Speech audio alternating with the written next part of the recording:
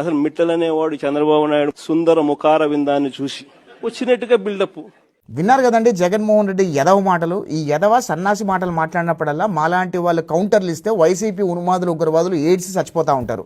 జగన్మోహన్ రెడ్డి మొహం చూడదగ్గ మొహమా? పోనీ జగన్మోహన్ రెడ్డి మొహం చూసి ఆంధ్రప్రదేశ్ రాష్ట్రానికి కనీసం రూపాయి పెట్టుబడి వచ్చిందా అంటే, జగన్మోహన్ రెడ్డి మొహం చూసినప్పుడు ఉడతలు కొట్టేసిన మొహం, ఎలకలు కొట్టేసిన మొహం, ఉగ్రవాదుల మొహము, శనిగొట్టుల మొహం ఎలా ఉంటుందో ఆ రకంగా జగన్మోహన్ రెడ్డి మొహం ఉంటుంది. ఆ జగన్మోహన్ రెడ్డి మొహం చూసి ఆంధ్రప్రదేశ్ రాష్ట్రంలో పెట్టుబడులని పక్క రాష్ట్రాలకు వెళ్ళిపోయాయి. రూపాయి పెట్టుబడి రాలి ఆంధ్రప్రదేశ్ రాష్ట్రానికి. పైపెచ్చు చంద్రబాబు నాయుడు గారి మొహం మీద జగన్మోహన్ రెడ్డి కామెంట్ చేస్తున్నాడు. ఉమ్మడి ఆంధ్రప్రదేశ్ రాష్ట్రంలో చంద్రబాబు నాయుడు గారి మొహం చూసి ఎన్ని లక్షల కోట్ల రూపాయల పెట్టుబడులు ఆంధ్రప్రదేశ్ రాష్ట్రానికి వచ్చాయి, ఆనాడు ఉమ్మడి ఆంధ్రప్రదేశ్ రాష్ట్రం ఏ రకంగా అభివృద్ధి చెందిందో మొత్తం యావత్ తెలుగు జాతి విట్నెస్ చేసింది. మరి విడిపోయిన ఆంధ్రప్రదేశ్ రాష్ట్రానికి 2014 నుంచి 2019 వరకు కూడా చంద్రబాబు నాయుడు గారు మొహం చూసే కదా లక్షల కోట్ల రూపాయల పెట్టుబడులు ఆంధ్రప్రదేశ్ రాష్ట్రంలోకి వచ్చాయి.